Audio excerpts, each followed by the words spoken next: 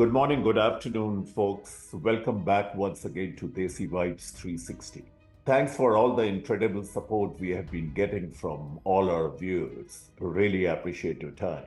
Today, we have an exceptional guest with us in our panel. And before I let Arun Singh introduce him, let's talk about the significance of Memorial Day here in the United States of America. Memorial Day is a federal holiday which is celebrated, or we get a long weekend on the last Monday of the month of May. What had happened was in 1865, once the United States Civil War ended, various communities began holding tributes and decorating the graves of fallen soldiers with flowers, flags, and wreaths. This annual tradition eventually started to know as the Decoration Day. But later on, over the years, this Decoration Day was started calling as a Memorial Day. So that's what is Memorial Day. So it's also considered as an unofficial start of the summer vacation season here in the United States. So that's a little bit of information on Memorial Day. Arun, welcome back. How about you introduce with the panel and our viewers about our special guest today?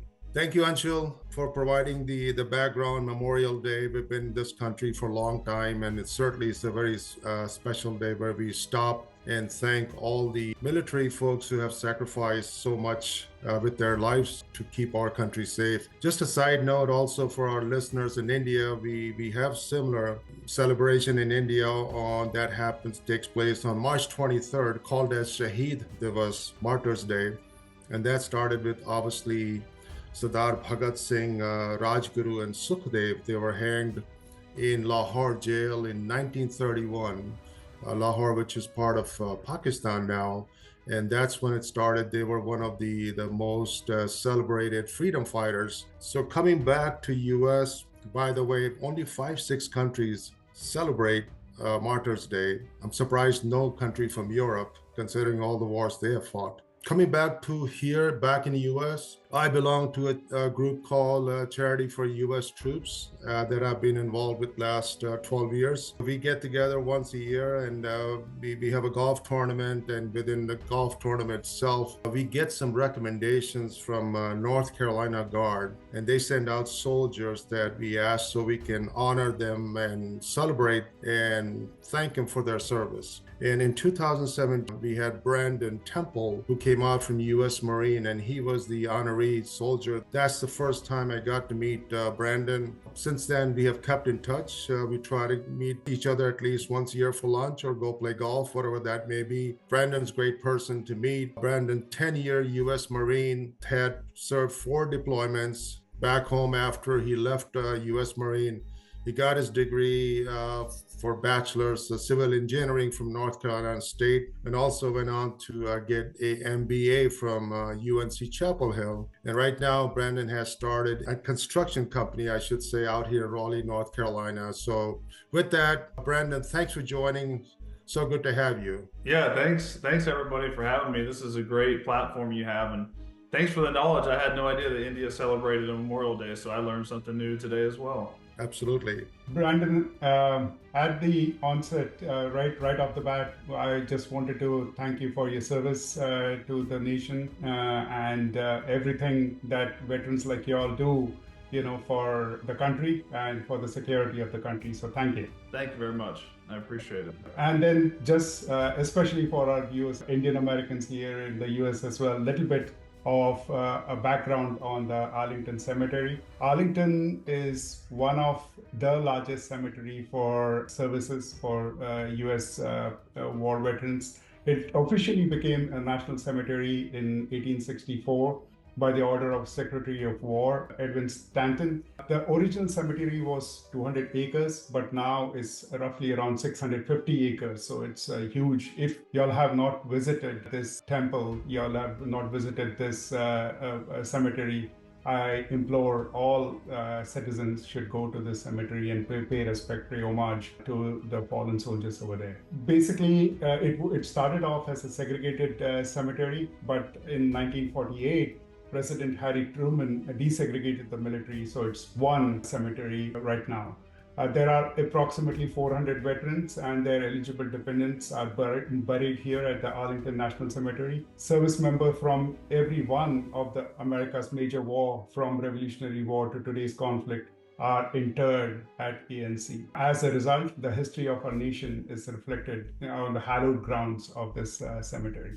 So thanks again to all the soldiers who have served this, in this great country of ours. So, Brandon, quick question here. Besides all this information about Arlington Cemetery, is there anything very specific or relevant which you would like to share with us, which we might not know or Google might not know? That's what I'm trying to find it out. Well, I mean, as everyone said, Arlington Cemetery, and I think Arlington Cemetery is a great representation of Memorial Day. You know, that's kind of what people think of. It is hallowed ground.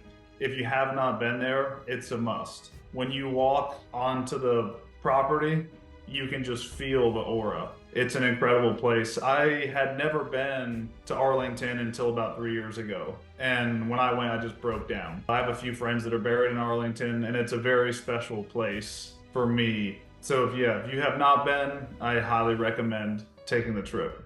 Great. No, thank you. I just wanted to hear your voice on the Arlington Cemetery. Another one, like we are talking about the Memorial Day, I shared some of the information, some historical details, but just wanted to understand from your perspective, what does Memorial Day mean to you? Memorial Day in the United States, I think we do a good job. It is a national holiday. However, it has kind of shifted focus from what it truly means for Memorial Day to more of, hey, this is the day we go barbecue, this is the day we go to the beach, this is the day you have off work, this is the day you have off school.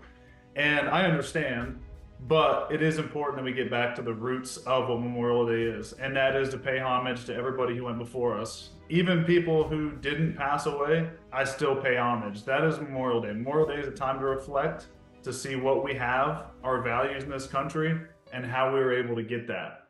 And it was because of everybody who went before me. So I too have to take a step back and say, this is not a day about having off school or having off work. This is a day about honoring the families and the service members that came before me and fought for everything that we have today in this country. When I came out the country and I was in Southern California, and Memorial Day was like the big day when Lakers played Celtics back in the day, when Magic and Larry Bird days. But coming back to the shrines, yes, I had a chance to visit Arlington Cemetery about 20 years ago. And like you said, it's very sobering to be there, and I was very fortunate to be there. Speaking of the shrines, I've had a chance to go to Pearl Harbor and also had a chance to go to Hiroshima and, looked at the, cause and effect per se. And then last week I was in New York, and I've been to the Ground Zero before, but I was out there and at Ground Zero, and I was there for a few minutes. And so coming back, that's something happened in my lifetime. I'll never forget where I was that day. You were growing up. Where were you on 9/11 that happened, and what were your emotions and feeling as to what had just happened to our country? So this may come to surprise you, but so I'm only 36. So I was a young lad when 9/11 happened. I was in 9th grade. I'm from Hendersonville, North Carolina, which is western North Carolina. So in the mountains, actually near where Arun is. That's where I grew up. And I was in chorus class. I took chorus in high school, and it was an honors credit, so you can't say anything about it. But I do remember, I was a naive young man, and I vividly remember sitting in chorus class, and my teacher, her name was Miss Dobson, she came in hysterically crying, and she wheeled in the television on one of those, like the old box televisions. That's what we had. I had no idea. I was more interested in talking to the girl next to me. We had no idea what was going on until, I saw her crying. I was like, wait, something's happening here. What's going on? We saw the explosions on the television. But again, it didn't really sink in. Even afterwards, my grandfather was in the Army, and he was explaining what happened. But again, when you're that young, you truly don't grasp the gravity of the situation. But looking back now, I can vividly remember how I was sitting, where I was, who I was sitting next to. It was a day that will forever be ingrained in my mind for forever. Process of becoming a U.S. Marine. I know all the other branches, the Army and Rangers, and a bunch of folks I got to meet. And trust me, they're all badasses. But there's something special about being called a U.S. Marine. Certainly, I see the recruiting commercials. They make it look so cool. Come join the Marine. There's a special, air to it. First of all, do you guys feel like that? And what is the process? I've heard stories about the boot camp. They're really tough. Tell us a little bit about what process you have to go through to become a U.S. Marine. So I am partial since I am a Marine. You will hear a lot of the Army, the Navy, the Marine Corps, the Space Force, Air Force. We all bicker with each other, and that's needed. You have to have that. It's all in good fun. But the Marine Corps, in my opinion, has it on marketing and just overall camaraderie. Marines are very tight, and that's not to say that other branches aren't tight as well, but there's something about the Marine Corps. We do more with less, and we're just first to fight. So yes, to speak upon that, I do believe that the Marine Corps is something very special. I have friends that I still talk to this day, every day, who I served with, and that bond will never be broken. It's hard to find bonds like that. Talking about how to become a Marine, when I was 17 when I joined the Marine Corps. I had to have my mom sign the permission slip because I wasn't old enough. In the United States, you have to be 18 to sign for yourself. So I was 17. I was still in high school when I signed the contract. And so when I graduated, we all boarded a bus and headed for Parris Island. So it's in South Carolina. There's 2 Marine Corps boot camps. There's one in Parris Island and there's one in California. And the Parris Island, we always say, was harder than the one in California. But Parris Island, so you go there, as soon as you get off the bus, actually before you even get off the bus,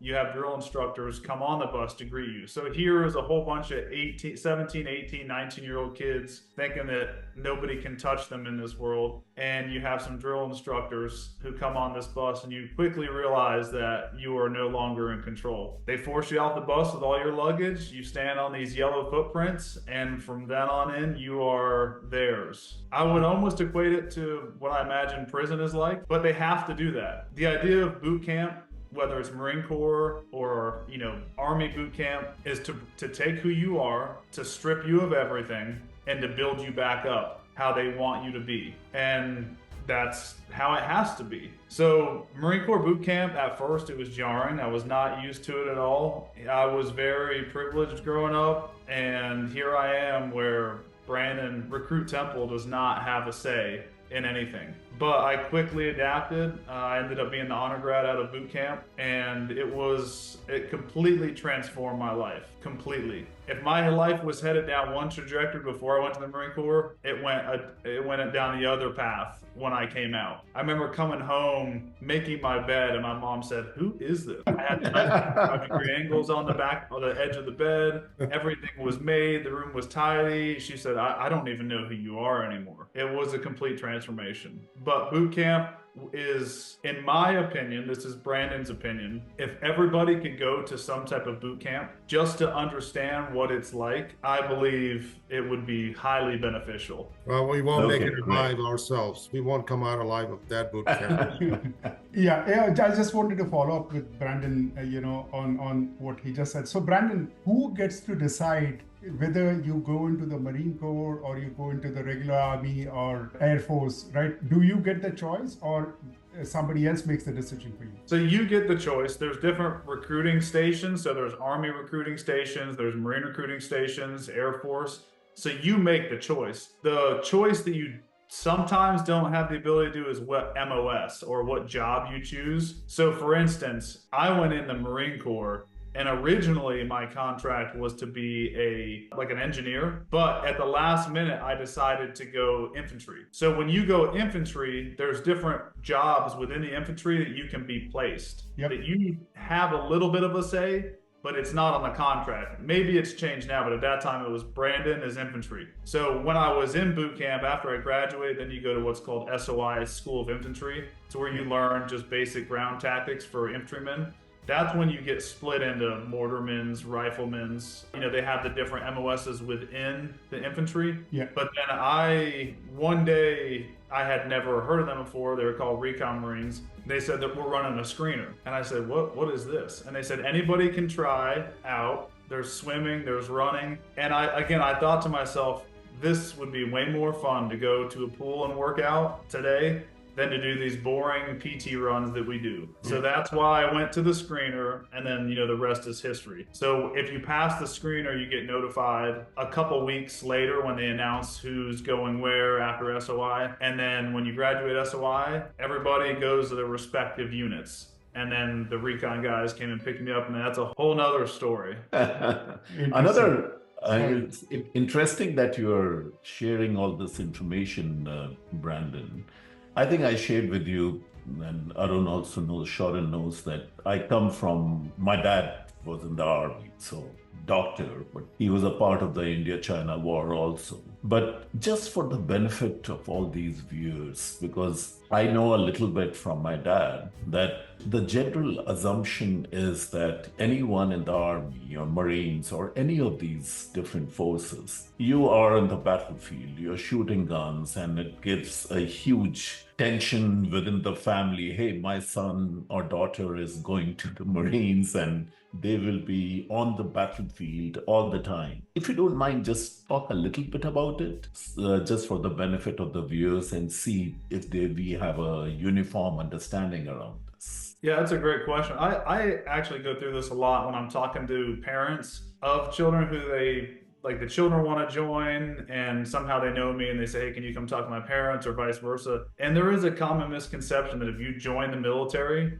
especially the Marine Corps, because again, like Arun said, marketing is everything. Everybody thinks when you hear Marine, you think first to fight, like that, which is true, but there's a whole nother side of the Marine Corps also. Parts that don't, include combat roles. So I tell them, I say, if your son or daughter joins the military, they may not get deployed. Or if they do get deployed, into it may not be a combat zone. If it is a combat zone, they may not actually see combat. So like I had said the other day, a very small percentage of people who even get deployed to a combat zone actually see combat. And that's across the board. Okay, great to know that. Thank you.